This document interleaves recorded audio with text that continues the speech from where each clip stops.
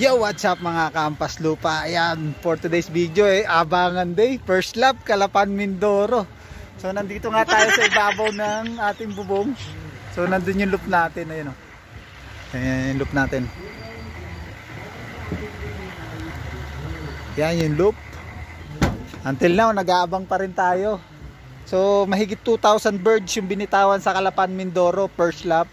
So until now wala pa nagka-clock. Oras na, magna 9:30 na. Nasa 700 plus na lang ang speed. So sino kaya maswerte magpapa-clock ngayon? Kaya cut off is 500 daw ang speed. Nakita ko doon sa GC namin.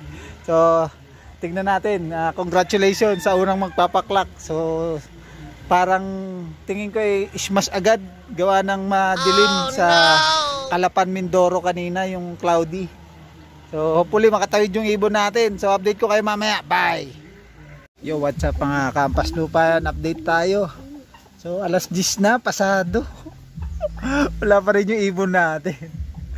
So until now 11 na birds pa lang yata na pag-clock out of 2,000 mahigit na ibon. So medyo mahirap yung pauwian ngayon from Calapan, Mindoro to Cavite. So update tayo kung aabot tayo dun sa cut-off. Bali nga pala ang cut-off is mga 10:32. So 10:05 na. So hopefully makapag-clock yung ibon natin. Kung hindi man sana makauwi at makabalik yung dalawa natin sinampang mga warriors para makasali pa tayo dun sa second lap kahit butas na tayo. So update tayo mga kalapatids. Abang muna ako ulit. Yo, what's up mga Kampas Lupa? Ayan, update tayo. So kararating ko lang, tapos na mag-deliver. So ang oras natin is alas 3:30.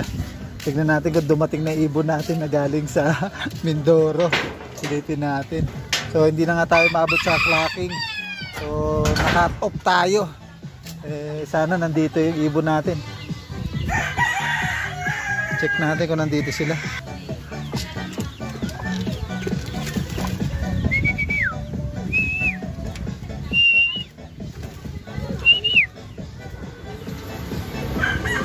Alright. So, good. Parang meron nga. Tingnan nga natin. So, ayun. Meron tayong isa. Ayun yung checkered natin na isa. Dumating. So, sino pa ang wala? Yung checkered natin na black. Ayun, isang block na check natin, wala pa. So ayos, meron tayong patawid. Nakatawid na. Yan o.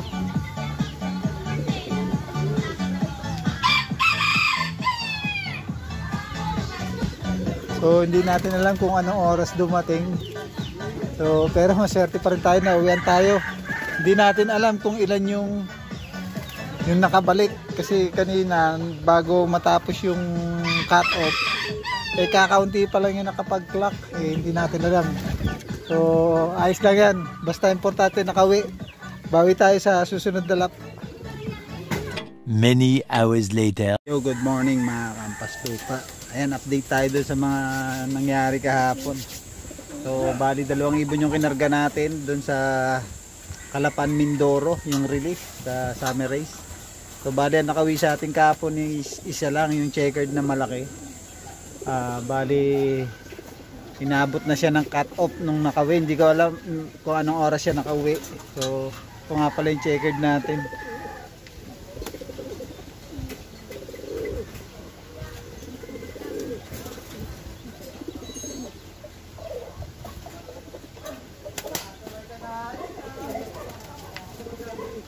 So ito siya. Hindi ko alam kung anong oras yan bumalik. So salamat tayo at nakauwi at nakatawid siya ng dagat. So napakahaba ng tinawid nila, Mindoro to Batangas. So bilib ako dito na nag-daybird naman siya kaso cut off. So hopefully makabawi siya sa next loading. So yung isa hindi pa nakabalik, yung black chick namin. So sana makauwi. Baka medyo ninervyos lang kahapon dun sa dagat. So, ayan. Kaya bibigyan ko siya ng, ipa-flashing ko muna siya. Tapos po-force bath natin kasi medyo masakit katawan nito for sure kasi mahaba yung nilipad niya kahapon. So, yun lang, abang lang dun sa magiging resulta nitong checkered na to kung makakatapos ba siya ng karera. So update na lang tayo mga kalapatids. So dito ko na yayariin ang vlog na ito. Maraming salamat at thanks for watching sa ating channel. So force bath ko muna. Dito ko na yayariin. Bye!